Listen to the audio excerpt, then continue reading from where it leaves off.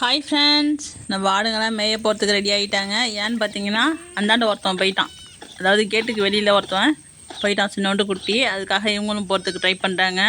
நம்ம இன்னும் அடை தீவனமும் அள்ளி வைக்கல. மணி 3:45 ஆயிடுச்சு. ஏன்னா இன்றைக்கி லேட்டாக தான் ஊற வச்சோம். எல்லாம் கொஞ்சம் தீர்ந்து போச்சு, முக்கியமாக ஊற வைக்கிறதெல்லாம். அதை போய் வாங்கிட்டு வந்து தான் ஒரு 1:30க்கு தான் ஊற வச்சோம். அதனால தான் லேட் ஆயிடுச்சு. ஊறாமல் அள்ளி வச்சா எங்களுக்கு சரிக்காது இல்லையா, அதனால் அள்ளி வைக்கல இன்றைக்கி.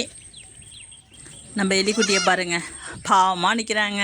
அவங்க அம்மா 3 பிள்ளை பெற்றுது, 2 மட்டும்தான் எங்கே பார்த்தாலும் இட்டுட்டு போகுது. பாலும் கொடுக்குறது 2க்கு மட்டும்தான். இவனை தனிச்சு விட்டதும் அவன் பாட்டுக்கு பாவமாக நிற்கிறான் சோடியா. எல்லா ஆடும் போயிட முட்டுது அவனை. நம்ம தாளாட்டு அவங்க ஃபேமிலியோடு அப்படியே நிற்கிறாங்க அங்கே. அவங்க வந்து சாப்பிட்டுட்டு இருந்தாங்க. இவங்க கத்துறதை பார்த்துட்டு ஓடியாந்துட்டாங்க. ஏன்னா பூந்தானுங்கன்னு வச்சுக்கலாம், என்னாலலாம் கண்டிப்பாக கண்ட்ரோல் பண்ண முடியாது. அதனால் அதிகமாக சாப்பிட்டுட்டு அவங்க ஓடியாந்துட்டாங்க. எங்கே ஆடு பூந்துருமோன்ட்டு அவங்க குரல் கேட்டதும் எல்லோரும் ஓடியாந்துட்டானுங்க திரும்பி. அவங்க சத்தம் கேட்டால் போதும், ஒரு ஃபோன் பேசிட்டா கூட அவங்க சத்தம் கேட்டுச்சுன்னா அப்படி கற்றுங்க. மேய்ஞ்சிட்டு வந்தால் கூட வீட்டில் வந்து உக்காந்தாங்கன்னா ஒரு 1/2 மணி நேரம் கழிச்சு ஏதோ ஒரு ஃபோன் வந்து பேசுகிறாங்கன்னு வச்சுக்கிங்களேன், அந்த சத்தம் கேட்டால் கூட அப்படி கற்றுங்க. அவங்க இருந்தாக்கா வீட்டில் இருந்தாக்கா பொழுதுக்கும் அவங்க கூட வயலில் மேயணும். அதுங்களுக்கு அப்படியே பழகிடுச்சு. அவங்க சத்தம் மட்டும் கேட்டக்கூடாது அதுங்களுக்கு. அவங்க நான் ஓட்டிகிட்டு போகிறேன்ப்பா, அடை தீவனத்தை வந்து கொஞ்சம் நேரம் கழிச்சு ஊறுனதுக்கப்புறம் அள்ளி வை அப்படின்னாங்க. நம்மளும் சரிங்க அப்படின்னு நான் வரணுமான்னு கேட்டேன். வேணாம்ப்பா, காலையில் தனியாக போய் மேய்ச்சது கொஞ்சம் ஒன்றும் செய்யலை, அதே பழக்கத்துக்கு பழகிடுச்சிங்க, அதனால் நீ வர வேணாம், ஒரு 1/2 மணி நேரம் 1 மணி நேரம் கழிச்சு தீவனத்தை மட்டும் அள்ளி வைப்பா அப்படின்னாங்க.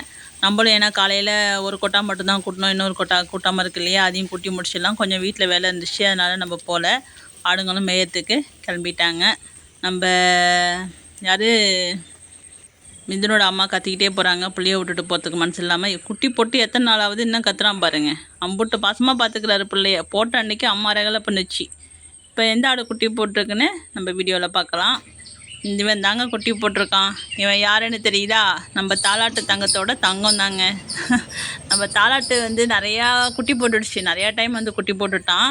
அதில் இவன் ஒருத்தவன். இவனுக்கு வந்து பேர் வைக்கல நம்ம. இந்த ஆட்டுக்கு வந்து நம்ம பேர் வைக்கல, ஆனால் தாலாட்டோட புள்ள. இவன் வந்து எத்தனை குட்டி போட்டிருக்கான்னு பார்த்தீங்கன்னா, ஃபஸ்ட்டு வந்து தலைச்செய்த்து வந்து ஒரு குட்டி போட்டுது, அடுத்தது 2 குட்டி போட்டுது. அந்த 2 குட்டியுமே இப்போ இருக்கானுங்க. அடுத்தது பார்த்திங்கன்னா இப்போ ஒரு குட்டி தான் போட்டிருக்கான். இது வந்து 3வது ஈத்து, ஒரு குட்டி தான் போட்டிருக்கான். ஆனால் தலைச்செய்த்து ஆடு என்னென்ன ரகலெல்லாம் பண்ணுமோ அத்தனை ரகலையும் பண்ணிச்சுங்க. இது குட்டி போட்ட அன்றைக்கி எனக்கு அம்மா டென்ஷன் ஆயிடுச்சு. அந்த ரகலை பண்ணி வச்சிருச்சு. இவங்களும் இல்லை, வெளியில் போயிட்டாங்க. ஆனால் செம்ம ரகலைங்க. தலைச்செய்த்து ஆட்டுக்கு கூட நான் இவ்வளோ கஷ்டப்பட்டது கிடையாது. அதுவும் கப்பு சிப்புன்னு சைலண்டாக. மிதுனோட அம்மாலாம் குட்டி போட்டதே தெரியல, அப்படி போட்டுட்டான். இது வந்து என்னென்ன படுத்துச்சுன்னு மட்டும் சொல்கிறேன் பாருங்கள். குட்டிலாம் வந்து பிரச்சனை இல்லாமல் கப்பு சிப்புன்னு சைலண்டாக போட்டுட்டான். போட்டதுக்கப்புறம் அந்த குட்டியை விடவும் விட மாட்டேங்கிறான்.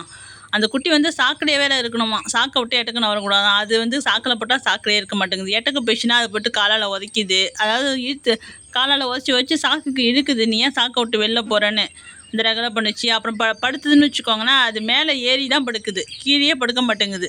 அது கத்துன்னு கத்துது. கொஞ்சம் எட்டக்கனை வந்து கூட படுக்க மாட்டேங்குது, அதை வச்சு அமுக்கிக்கிட்டு படுக்குது. அது கத்துது. நம்ம போய் தூக்க போனோம்னா இது உடனே எழுந்திரிச்சிடுது. அப்புறம் எழுந்திரிச்சு அதே மேலேயே படுக்குது.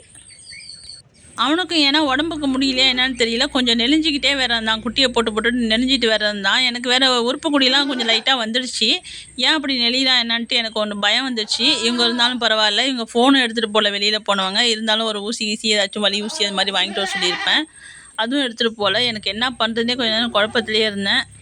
ஒரு 20-25 நடனாவது தாண்டி தான் இருக்கும். அத்தனை நடையும் படுக்கிறான், அத்தனை நடையும் அது புள்ள மேலே தான் படுக்கிறான். ஆனால் நம்ம பிள்ளைய போய் தூக்க போனோம்னா உடனே எழுந்திரிச்சிடுது. படுத்து எழுந்திரிச்சதே அதுக்கு டயர்டாகிருக்கும். இப்போ பாருங்கள், அது புள்ள மேலே தான் படுக்கும் பாருங்கள்.